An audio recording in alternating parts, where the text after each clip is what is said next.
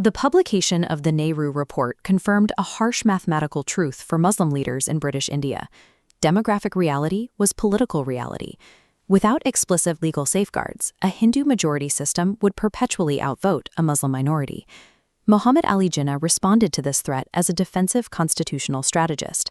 His rebuttal to the Nehru Report functioned with the absolute precision of a lawyer constructing a legal defense. For UPSC aspirants, the 14 points represent a set of interlocking mechanisms designed to form a legally binding constitutional fortress. This blueprint illustrates the underlying architecture of his framework. We can deconstruct the 14 points into 3 highly engineered pillars: demographic representation, future-proofing, and cultural inviolability. While the introductory demands set the stage, the true mechanical strength of Jinnah's plan lies in groups 2, 3, and 4, the specific points we will dissect in this segment. Jinnah's objective was to mathematically and legally guarantee that the mechanisms of majoritarian democracy could never overrule the Muslim minority. We start with the first pillar, Jinnah's insistence on rigid mathematical quotas.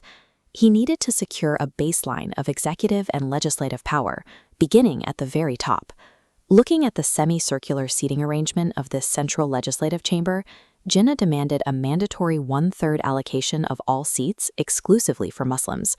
This specific 1/3 mathematical floor had already been presented to the Nehru Committee. They had explicitly rejected it. This chart illustrates the math at the provincial level. Jinnah demanded strictly proportional representation based on population. If a province had a 90% Muslim demographic, the law must dictate exact 90% representation in its legislature and all local governing bodies. The enforcement mechanism for this quota was a closed system, separate electorates.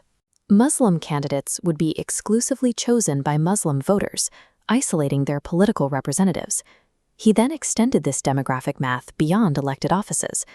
Jinnah demanded proportional reservation within government bureaucracy, civil services, and all self-governing bodies. Finally, executive power required the same baseline.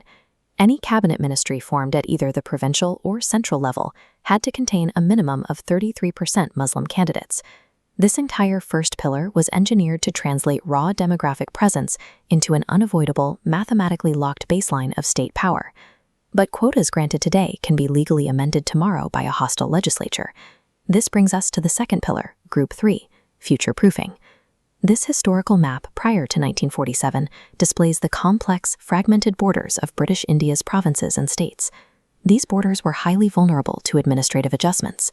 This visualization tracks the threat of demographic gerrymandering.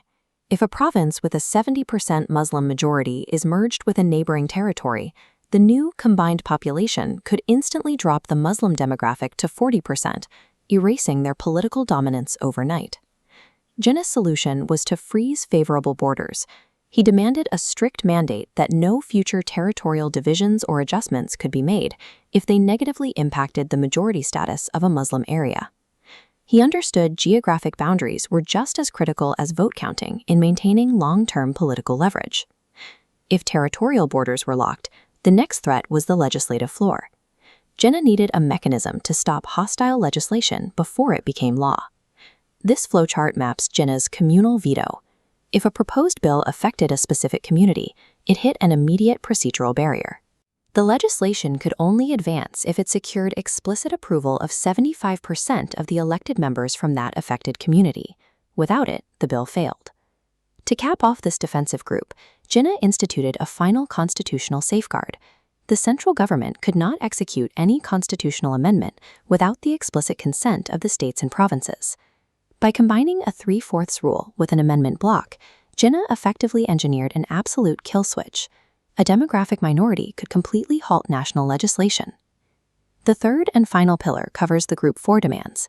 Political power and legislative vetoes are hollow if a community's underlying cultural identity is erased by the state.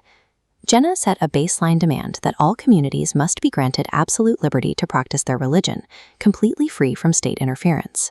Beyond general liberty, he demanded proactive constitutional protections specifically for the Muslim community, including the active promotion of Muslim culture and the Urdu language. This category also included the explicit demand for the legal safeguarding and formal recognition of Sharia law within the constitutional framework. This final pillar built a legally impenetrable wall around Muslim cultural practices, ensuring they remained completely insulated from the legislative reach of a Hindu majority. Looking at the completed blueprint, we see how the 14 points evolved from basic requests for representation into rigid, structural demands for legislative vetoes, frozen borders, and separate cultural spheres. Jinnah's attempt to perfectly future-proof Muslim political agency was analytically brilliant. However, in practice, it was fatal to the concept of a unified state. A central government constrained by mandatory 75% vetoes, unchangeable provincial borders, and rigid demographic quotas would be perpetually deadlocked and ultimately unable to govern. This was the historical tipping point where the possibility of a shared constitutional vision was replaced entirely by defensive demographic mathematics. The sheer architectural rigidity of these demands left no structural room for compromise, establishing the constitutional deadlocks that would eventually make partition inevitable. For detailed study notes on this exact topic, visit bookstawa.com and make sure to follow the Bookstawa Telegram channel for the latest updates. To trace this timeline further, click on our Modern History playlist to continue the journey from the arrival of the East India Company all the way to Indian independence. Thank you for watching.